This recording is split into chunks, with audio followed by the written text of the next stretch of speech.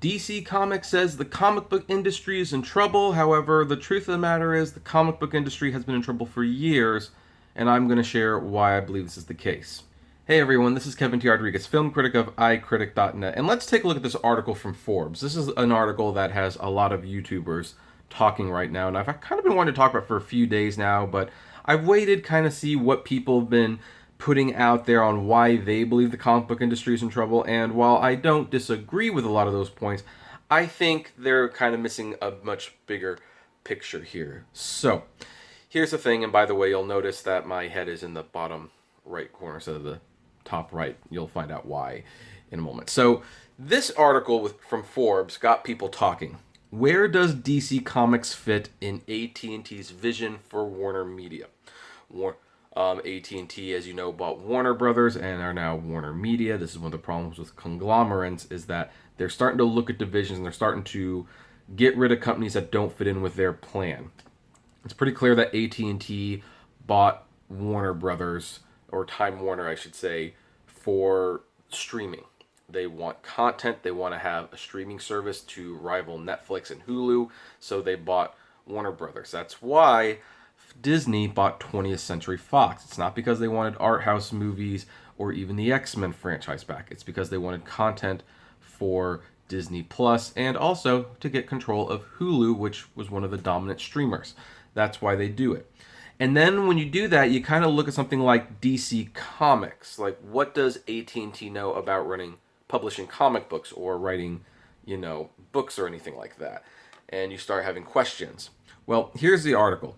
Earlier this month at San Diego Comic-Con, returning attendees noticed a major change on the show's massive exhibit floor. The booth for DC Comics, which had been a massive standalone pavilion in the center of the publisher's area in the center of the hall, was gone. America's oldest and second largest comic book publisher had retreated to the far back corner of the hall, where it was incorporated into the multi-level Warner Media exhibit in the shadow of banks of giant monitors previewing upcoming shows and cast appearances. The subtext of this move could not have been clearer. AT&T, now the parent company of Warner Media and its divisions, including DC Comics, previously known as DC Entertainment, HBO, Turner, and Warner Brothers, does not seem terribly interested in being in the comic book publishing business. It's telling that in a long profile of AT&T CEO John Stankey this morning in Variety, DC was one of the only Warner Media brands that was not mentioned.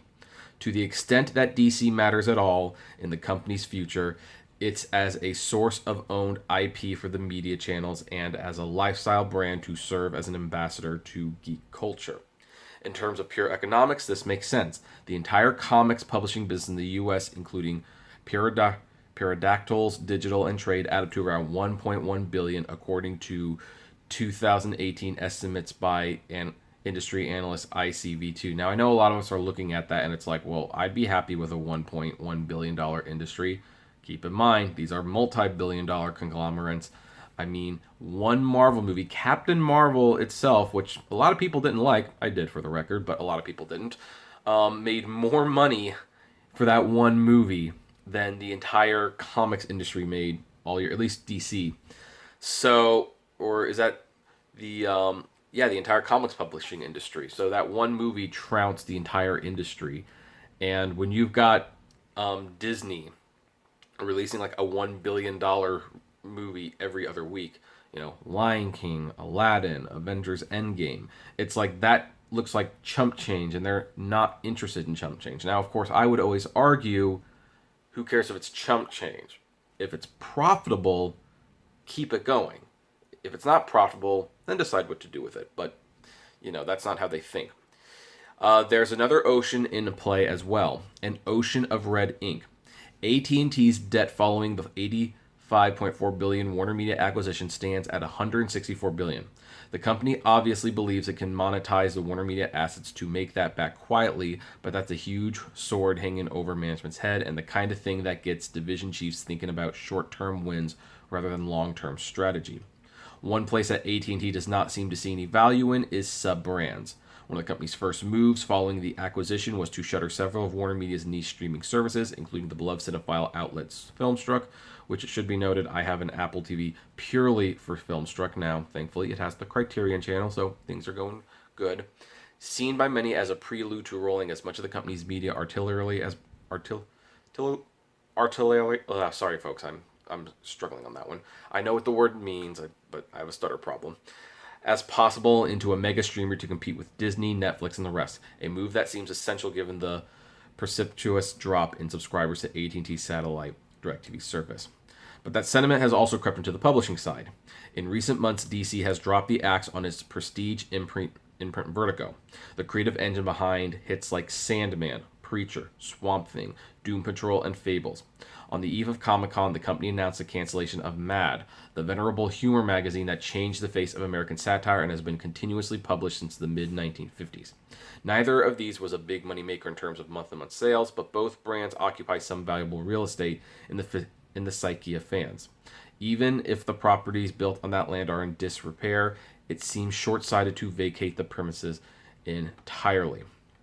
Now we're gonna do this these last few paragraphs right here, and I'm gonna share exactly where I think articles like this are missing a bigger picture. DC Universe also features a chat show, DC Daily, in which a gaggle of media-friendly young people enthuse over the latest comics and comics culture offerings from the company. It's here that the lifestyle brand goals come through most clearly. The hosts, with their over-the-top squeeing about the latest merch, represent Warner Media's highest aspirations for its audience. Younger, hipper, more ethnically and gender diverse than the traditional DC Comics readership, which is old and male, even by the standards of comics industry. Not that there's anything wrong with being old and male, but this is actually a huge problem for the comics industry. And no, I'm not a liberal. You're going to understand what I'm getting at in a moment. And dedicated to omnivorously consuming everything, even loosely affiliated with geek culture, as part of their hope social media comics define lives. It's a well-conceived strategy to combat the enroaching homogeny of Disney, Marvel, Lucasfilm, Pixar pop culture machine. For all its market might, Disney seems wedded to a very clear vision of market segmentation where the Marvel Comics brand, including its animated TV components, must first and foremost deliver Disney the teen male fan base, even as the separately managed MCU wipes the floor with all categories at the box office. So here's the thing. Just in case any of you are in doubt right now that I am a huge comics fan, this was the comicbookguy.com.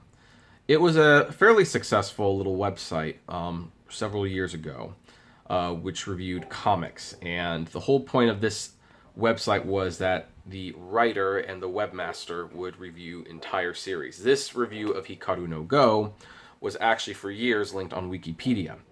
And it would write, and then it got like, a little upgrade, like, start incorporating pictures and things like that. Now, why do I bring this up? Well, I'm the person who ran this website.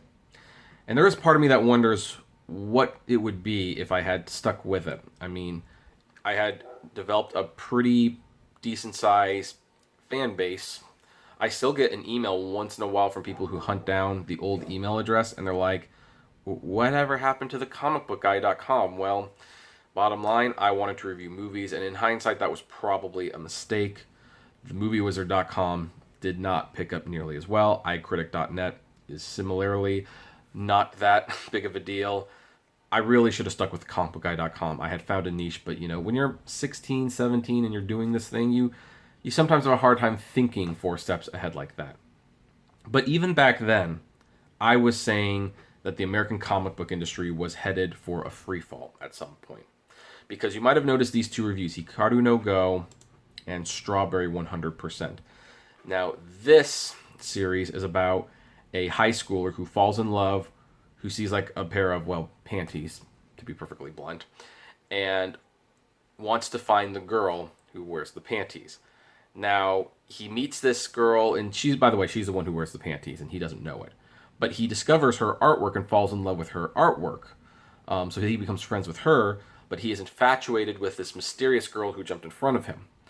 And while it's not the best series in the world, it has a sweet little story about, how sometimes what you love is right in front of you and you don't even realize it. And thankfully it has like a redeeming feature, because even though he's chasing after the panty girl with bad intentions in mind, he ultimately falls in love with her because they have a mutual common interest in art and they want to create art. Then you have Hikaru no Go, which is about a boy who is possessed by a feudal Japanese ghost who used to be a huge player of the board game Go and wants to play the game through the boy. And as the boy plays the game for the ghost, he starts to learn the game and starts to develop a love for it himself. This was, by the way, an excellent series. I don't know if Viz still publishes it, but if it's part of the Shonen Jump app, that's $2 a month. I highly recommend the app. And you might have noticed two things about these, a major thing about these. They're not superhero movies. Coming back to this article over here. DC also has an edge that few people talk about in terms of logo design in iconograph. Sorry, folks. I've got this stutter. Sorry. Superman's S, the bat signal, Flash's lightning bolt, and other distinctive marks associated with DC characters dwarf almost anything that Marvel has on offer, with the possible exception of Spider-Man's insignia, and even gives main Disney a run for its money. This gives DC a permanent structural advantage in the lucrative fields of licensing merchandise and apparel that the company has never fully exploited. This paragraph, I think, highlights the big problem that no one is paying attention to, and that's that for years, ever since I was running comicbookguide.com, American comics have been stale. They have truly been stale. I mean, let's look at the best-selling comics for North America in 2019. These are American comics, by the way. Black Cat, number 1, and these are the thousands of units, 255,000 units. Deceased, number 2. Silver Surfer Black, number 1. Batman Damned, number 3. Batman Who Laughs, number 6. Amazing Spider-Man 24. Immortal Hulk 19. Walking Dead 192. Well, that's kind of a nice little change of pace, I suppose. Batman 73 and Batman 72. There are 4 Batman titles alone that are the best-selling comic books in North America, and all but one of these series is a superhero comic. And that's a problem. Now, contrast to the Japanese comics. What are their best-selling manga in July?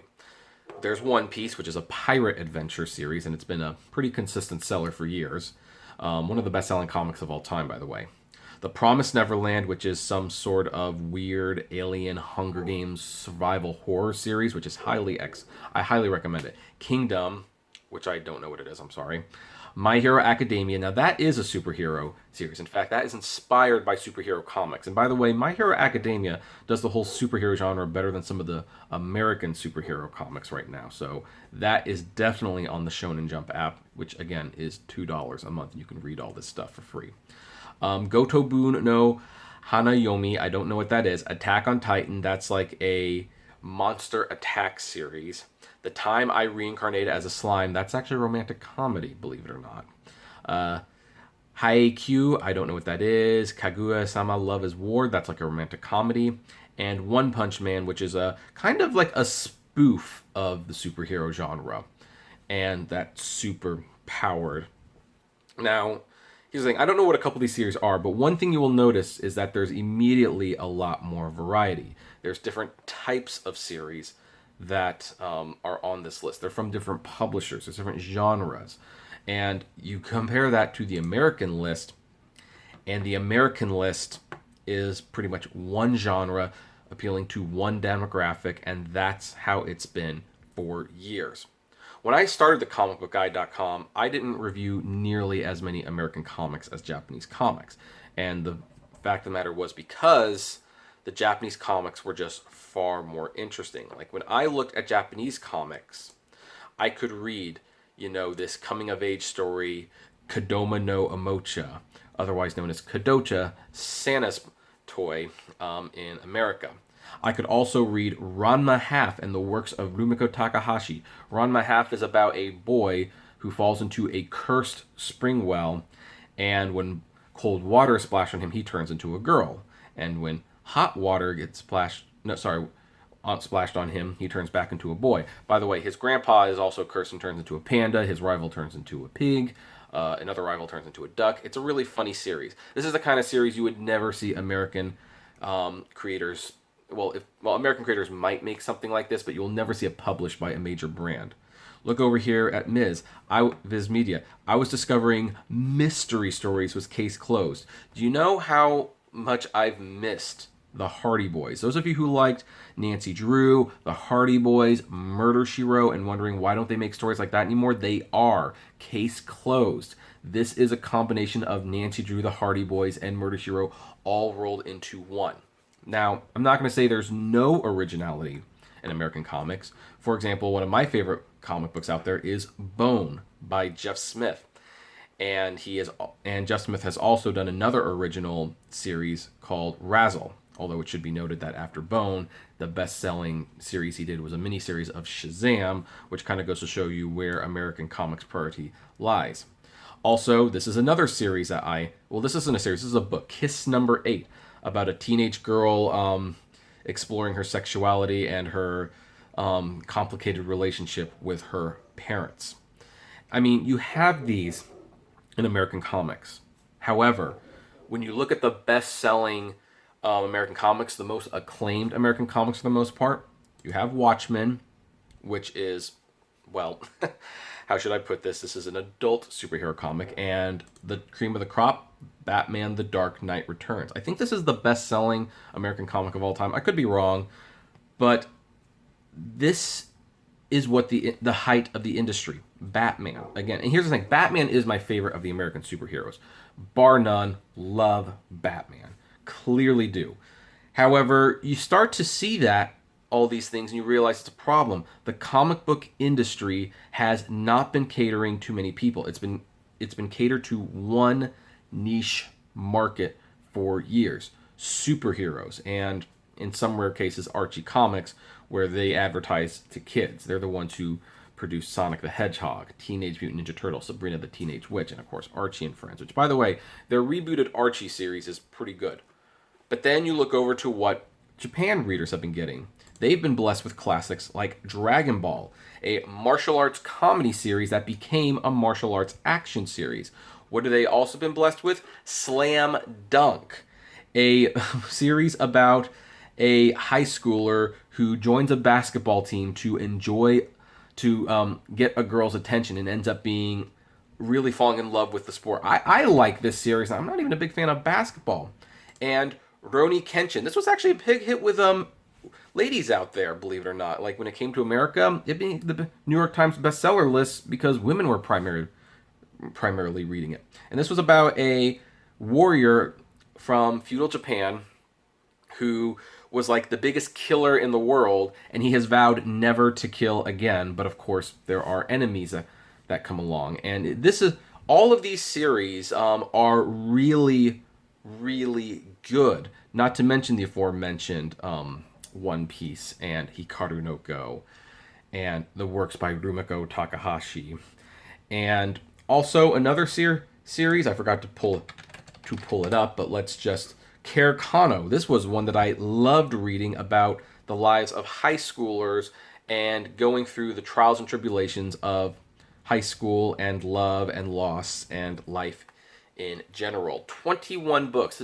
An American publisher would never dedicate this kind of time or resources to making a title like this, and you wonder why the comics industry seems to be filled with nothing but old white men, because not only have they been making nothing but superhero movies, actually this is a better example, superhero comics, but they've only been targeted to one demographic, and that one demographic has stuck with them, admittingly, but you're not pulling new people in. You're not pulling new people in with the Care Kanos, with the Slam Dunks, with the Dragon Balls.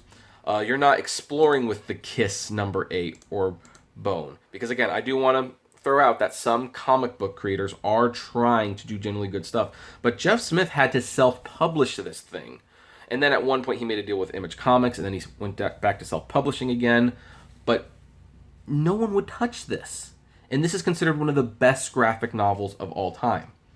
You know, I was talking to someone who worked at A&1 Comics in Sacramento years ago. And by the way, I don't want to throw the store under the bus because I do like A&1 Comics, and I definitely recommend buying from there. But I was bringing up some like manga to buy, and he was recommending all the new superhero titles, and I was recommending, why don't you read Slam Dunk? He's like, well, what's Slam Dunk? And it's like, oh, it's a series about like a teenage boy who falls in love with a girl, who decides to join the basketball team to impress her and ends up really liking the sport. I'm not even a big basketball fan, but I really like it. And he kind of looked at me like, why would I read a comic book about basketball? I have superheroes.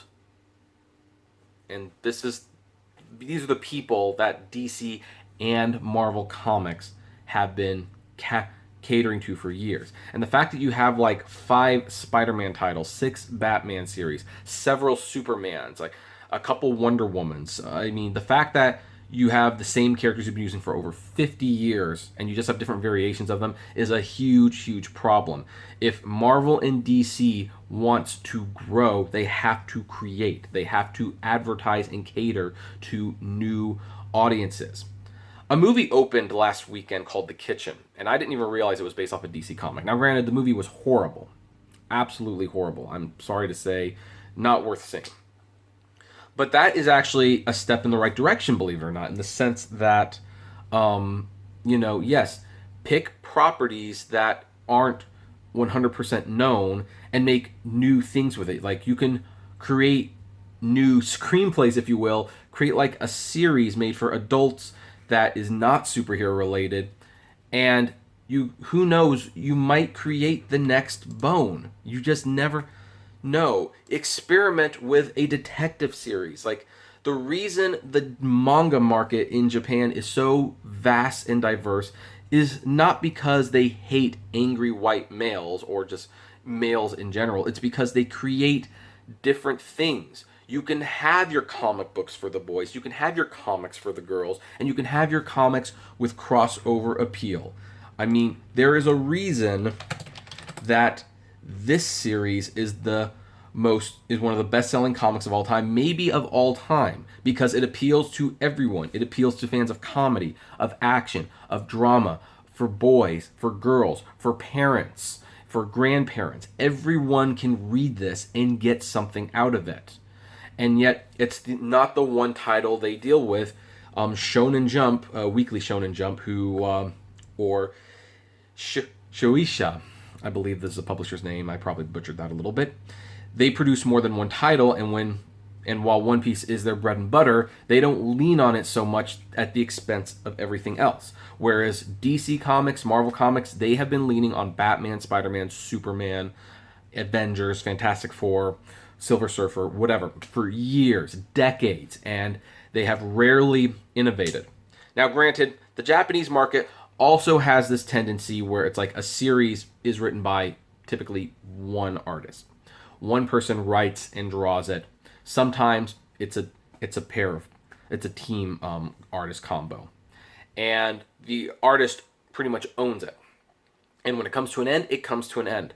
I think that would also help the American comic book industry with new properties and stuff like that. Like, hey, if we publish it, you own the IP. However, we get first look deal for merchandise, for movies, and if something is very popular, that could be very lucrative.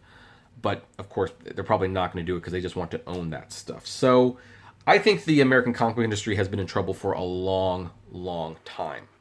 And this highlights why. Look at this. All these titles. Only one non-superhero comic. And you go over here, diversity. And I'm not even talking about diversity of the sexes, just diversity in genres, in styles, in characters. This is why they're failing. That you can only do this so long, especially when these are being turned into movies, and most people would rather watch the movies.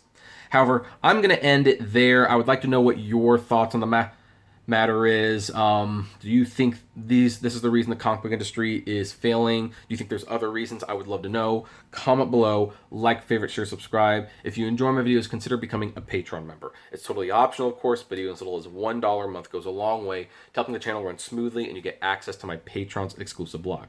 And as always, flame responsibly. Have a good one.